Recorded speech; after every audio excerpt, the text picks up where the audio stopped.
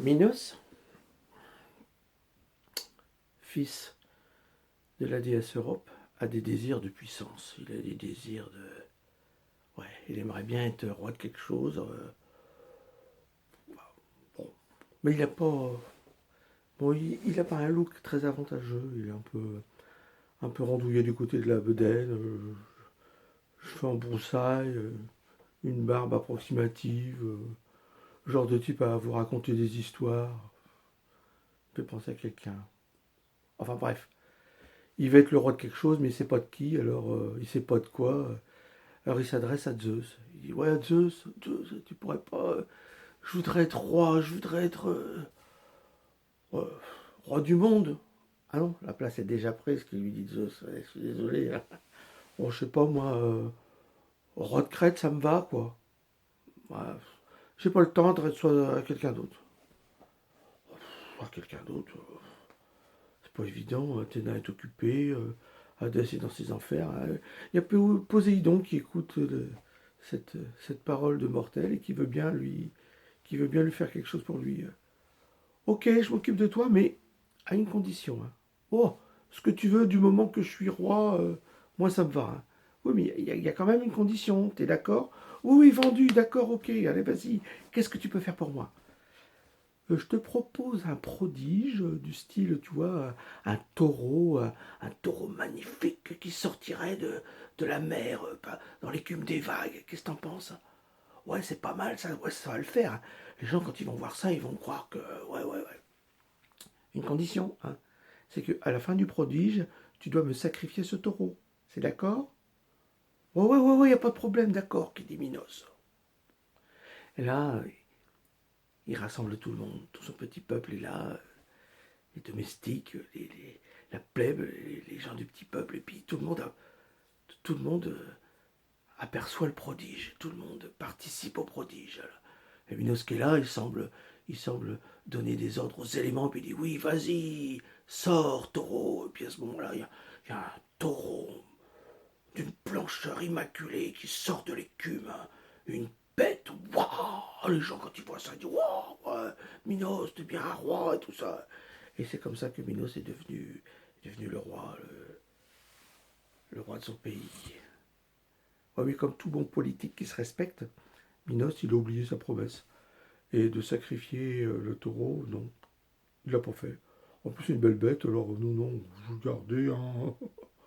Mais Poséidon, il n'entend pas de cette oreille, ni de l'autre d'ailleurs, hein. Il dit, oui, oui, tiens, t'as pas voulu me sacrifier ce taureau pour me remercier. Eh bien, tu vas voir. Et là, il a décidé, Poséidon, d'enchanter la femme de Minos. Oui, Pasiphae. Pasiphae, depuis quelque temps, elle a de curieuses pratiques. Elle se sent attirée par ce taureau, ce beau taureau, tellement attirée que elle passe ses journées à côté de lui, à lui chatouiller son oreille et tout ça. Même qu'elle aurait envie de...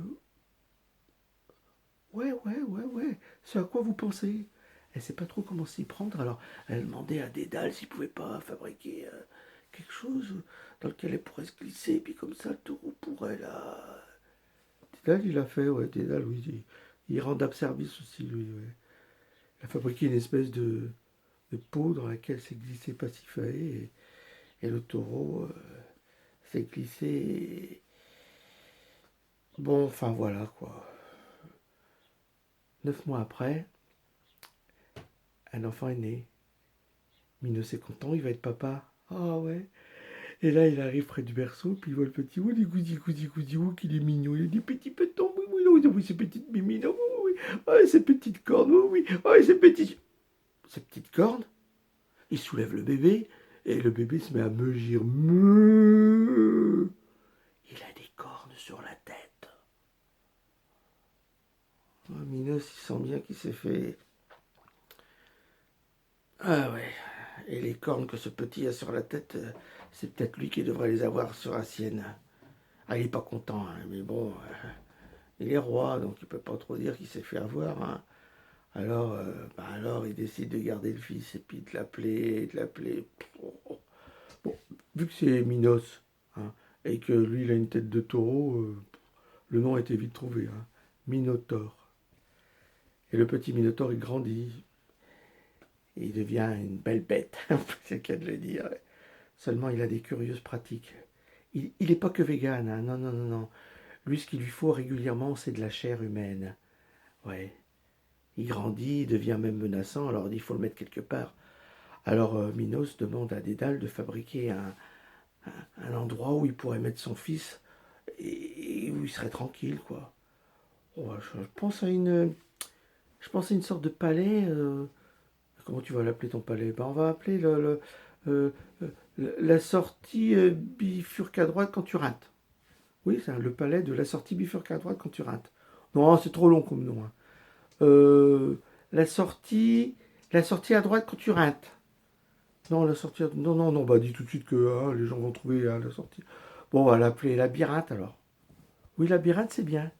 Et c'est comme ça que Dédale a fabriqué ce palais, le labyrinthe dans lequel on a enfermé le Minotaure. Ouais, le Minotaure, mais qui est toujours pas. Non, non, non.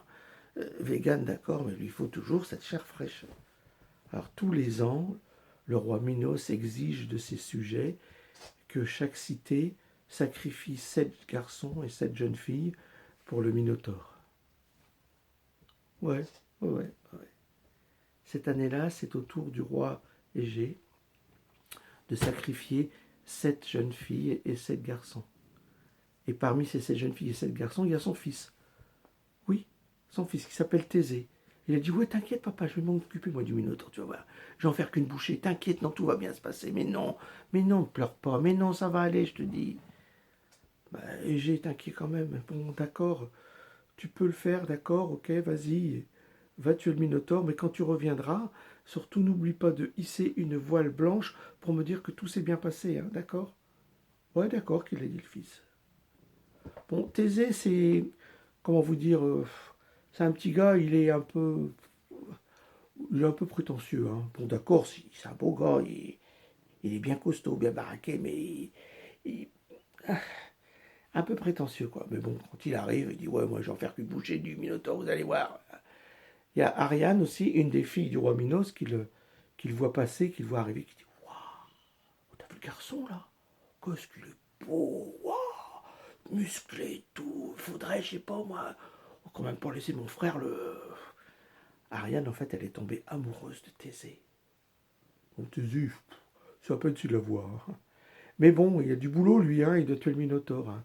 Donc il décide de rentrer dans le labyrinthe. Mais Ariane, elle ne peut pas se faire à l'idée que son frère va peut-être le... Alors elle veut aider Thésée. Et elle lui donne une bobine de fil. Qu'est-ce que je fasse de ça? Du tricot? Mais non, gros bêta, qu'elle lui dit, tu attaches ce fil à la colonne et comme ça tu pourras te repérer dans le labyrinthe parce que tu sais, les gens entrent mais ne sortent pas. Ouais, d'accord, ok, ok, ok. Et Thésée attache un bout du fil d'Ariane à une des colonnes et il rentre dans le labyrinthe. Sombre, froid, glacial. On peut entendre dire au loin dans les pièces mugir la bête. On entend ses cornes racler les murs et ça fait des étincelles. Mais grâce au fil, bon ben heureusement, hein, parce que là au bout de 10 minutes, il est complètement perdu. Il ne sait plus s'il vient de passer là par où tu. Oh là là. Et le Minotaure, il a entendu. Il a entendu que quelqu'un était rentré dans son palais. Il accourt, et paf, il se prend les pieds dans le fil d'Ariane, et juste à ce moment-là, il y a Thésée qui se retourne avec son épée, et poif, le Minotaure s'empale sur, sur l'épée de Thésée, et il lâche un dernier râle, un dernier cri. Me, me. Ah ouais, ah ouais, ah ouais. Thésée, il a gagné. C'est le plus beau, le plus fort. Quand il sort vainqueur, forcément, il se sent plus, hein. Et Ariane, elle le trouve encore plus beau, encore plus magnifique. Alors elle a décidé de partir avec lui. Bonjour le chat, ça va toi? Elle a décidé de partir avec lui. Ouais, Thésée, oui, d'accord. Il dit, bon, allez, viens avec moi. Et ils sont partis. Mais au début, ils ont fait un petit arrêt parce que la route, elle est longue. Ils ont fait un petit arrêt sur l'île de Naxos. Et là, ils ont fait un barbecue pour fêter l'événement. Seulement, voilà, Thésée, Quand il s'est réveillé, il a complètement oublié Ariane, il est reparti à sa maison. Et puis il a laissé Ariane, ouais, là, toute seule sur l'île de Naxos. On n'était pas très contente, mais enfin elle a trouvé quand même à se consoler avec un certain Dionysos, oui. Dieu du vin. Bon, enfin c'est ce qu'on dit, hein. Enfin toujours est-il que Thésée rentre chez lui. Et il rentre chez lui. Sauf qu'il a oublié une chose. Tellement, bon, et il a oublié de hisser la voile blanche pour dire à son père que tout allait bien. Et au loin, Égée, il voit un bateau arriver, le bateau de son fils. Et qu'est-ce qu'il voit? Une voile noire.